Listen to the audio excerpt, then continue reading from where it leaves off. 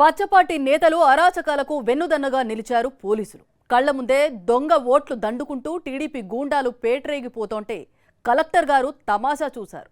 ఘోరం జరిగిపోతోందని ప్రతిపక్షం ఆరోపణలు చేస్తున్నా ఏ మాత్రం పట్టించుకోకుండా చెవులు మూసేసుకున్నారు స్టేట్ ఎలక్షన్ కమిషన్ అధికారులు.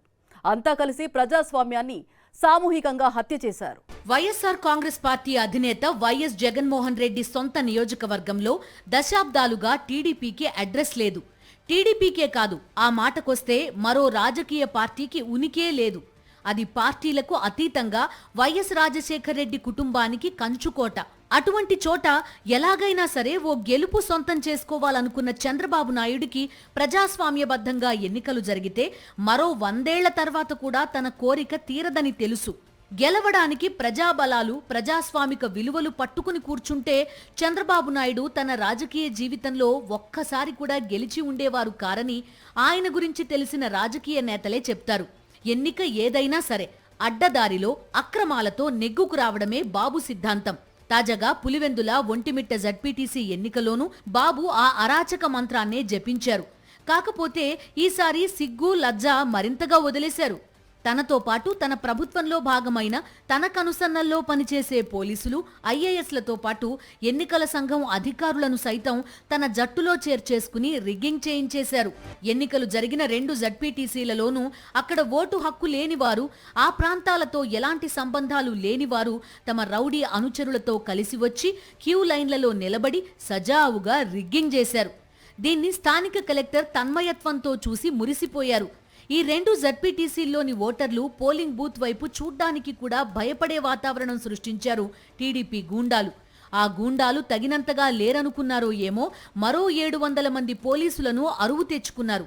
ప్రతిపక్షానికి చెందిన సర్పంచ్లు, ఇతరత్రా నేతలను సైతం పోలీసులు తుపాకీ చూపించి బెదిరించారు. ఓటు వేయడానికి కిలోమీటర్ల దూరం ప్రయాణించి వచ్చిన సామాన్య ప్రజలను ఎక్కడికక్కడ టీడీపీ గూండాలు అడ్డుకున్నారు. వారి చేతుల్లోని ఓటు స్లిప్లను లాగేసుకుని వారిని తరిమేశారు. వైఎస్ఆర్ కాంగ్రెస్ పార్టీకి చెందిన ఏజెంట్లను పోలింగ్ బూత్లలోకి రానియకుండా అడ్డుకున్నారు. అక్రమాలను ప్రశ్నించేవారు ఎవరూ లేని వాతావరణాన్ని సృష్టించుకుని ఇష్టారాజ్యంగా రిగ్గింగ్ చేశారు. పోలీసులు దగ్గరుండి రిగ్గింగ్ ని ఆశీర్వదించారు. కలెక్టర్ వారు రిగ్గింగ్ లో అవకతవకలు జరగకుండా జాగ్రత్తలు తీసుకున్నట్లున్నారు. పచ్చ పార్టీకి మాత్రమే ఓటేస్తారని తెలిసిన వారిని మాత్రమే ఓటు వేయడానికి అనుమతించారు. టీడీపీని వ్యతిరేకించే మెజారిటీ ఓటర్ల బాపతు ఓట్లను పచ్చ పార్టీ గూండాలే వేసుకున్నారు. అలా 2 జడ్పీటీసీలు గెలిచారు. 2 జడ్పీటీసీల కోసం ప్రజాస్వామ్యాన్ని మరీ ఇంత కుళ్లబొడవాలా? రాజ్యాంగపు విలువలకు పట్టపగలే ఇలా పాతరెయ్యాలా? పాలకపక్ష నేతలు సిగ్గు విడిచి దగ్గరుండి రిగ్గింగ్ చేసుకోవాలా? అశోక చక్రంపై 4వ సింహం గ్రామసింహం స్థాయికి దిగజారిపోవాలా? ప్రజాస్వామ్యాన్ని పరిరక్షించాల్సిన ఐఏఎస్లు పాలక పక్షానికి ఎస్ బాస్ అనేయాలా?